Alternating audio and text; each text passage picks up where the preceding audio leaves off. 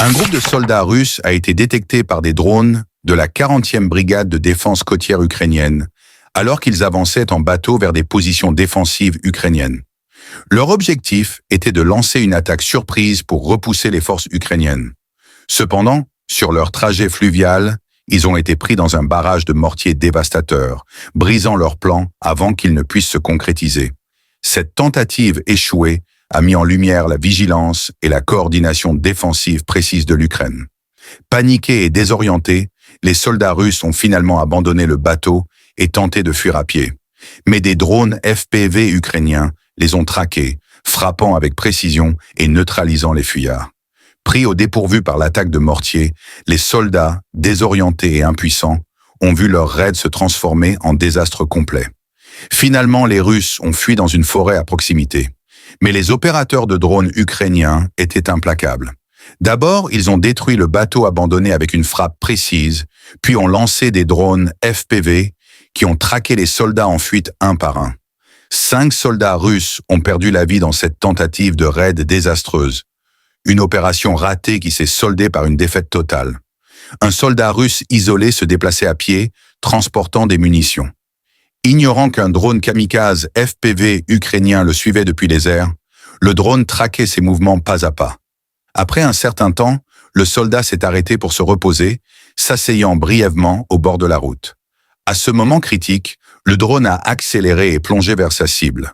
Le soldat l'a remarqué quelques secondes avant l'impact, mais il était déjà trop tard. Un hélicoptère russe a lancé une attaque sur des positions ukrainiennes, déchaînant une lourde puissance de feu. Depuis une tranchée, un soldat ukrainien a visé l'hélicoptère avec un système de défense anti-aérienne portable, tentant de l'abattre. Bien que le missile ait manqué sa cible, la réponse déterminée a forcé l'hélicoptère à rompre l'engagement et à se retirer, repoussant l'assaut et protégeant la position.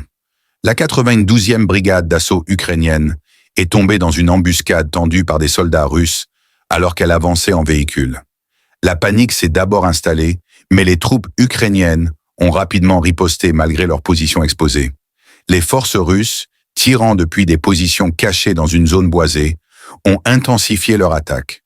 Sous une forte pression, les Ukrainiens ont riposté avec acharnement, utilisant les mitrailleuses de leurs véhicules blindés pour effectuer un tir de suppression.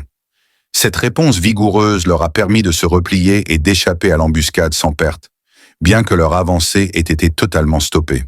Des soldats ukrainiens voyageaient dans un pick-up équipé de systèmes de guerre électroniques lorsqu'ils ont été poursuivis par un drone FPV russe, opérant via une liaison par fibre optique.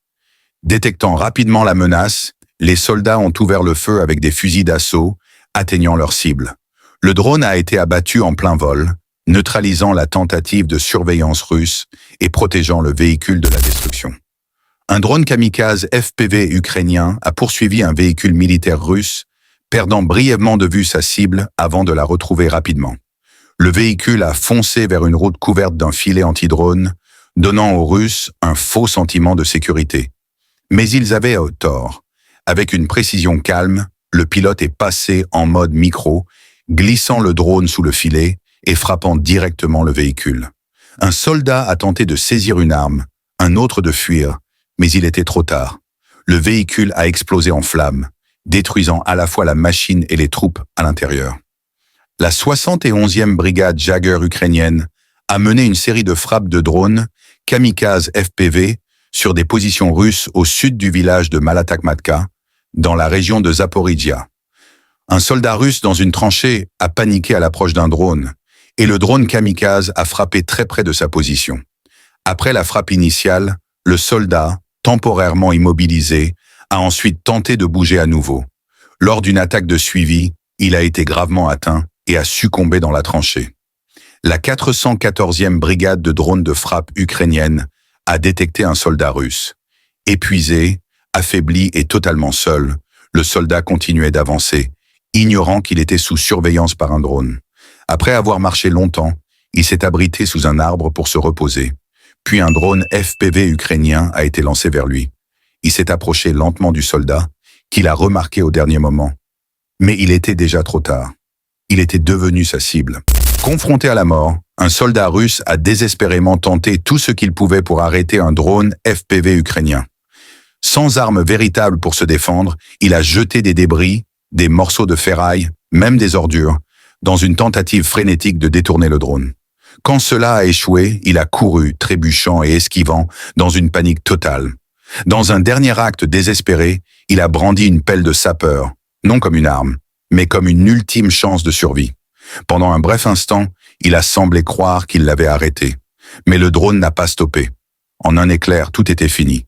Sa lutte s'est terminée non par une victoire, mais par le silence. Les forces ukrainiennes de la 3e division d'assaut ont attaqué des positions de tranchées russes. Un soldat russe est sorti de la tranchée et est resté immobile, peut-être conscient du drone ou tentant de passer inaperçu. Peu après, un drone FPV a frappé la zone où il se trouvait. Un soldat russe isolé a été repéré en train de se déplacer sur un terrain découvert. Le 20e régiment séparé de systèmes sans pilote ukrainien, K2, a rapidement lancé une frappe de drone. Ignorant la menace au-dessus de lui, le soldat a continué d'avancer jusqu'à ce que le drone frappe sa position.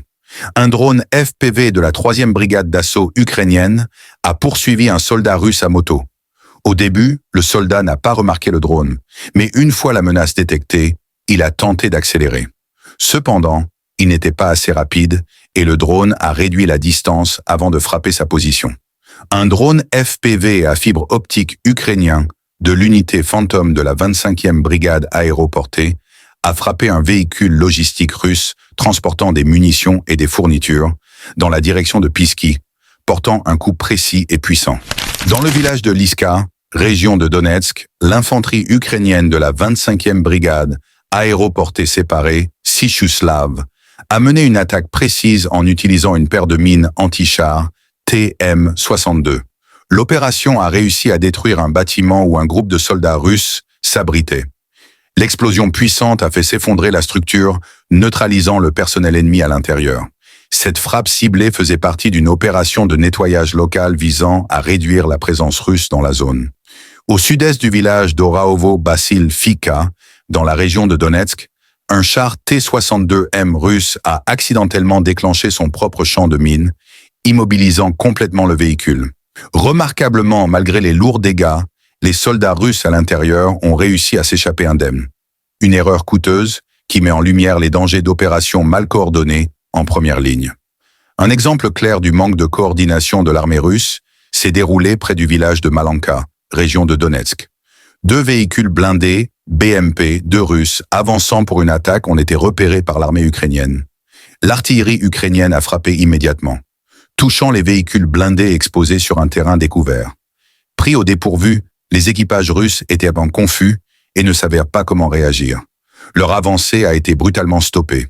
Initialement, ils ont envisagé de se replier, mais ont ensuite décidé de poursuivre l'attaque. Bien que les soldats russes soient rapidement sortis de leur véhicule, il était trop tard. Des tirs coordonnés d'artillerie et de mortiers ont frappé la position, détruisant les véhicules blindés. L'unité russe, avançant sans soutien de défense aérienne, a été complètement repoussée.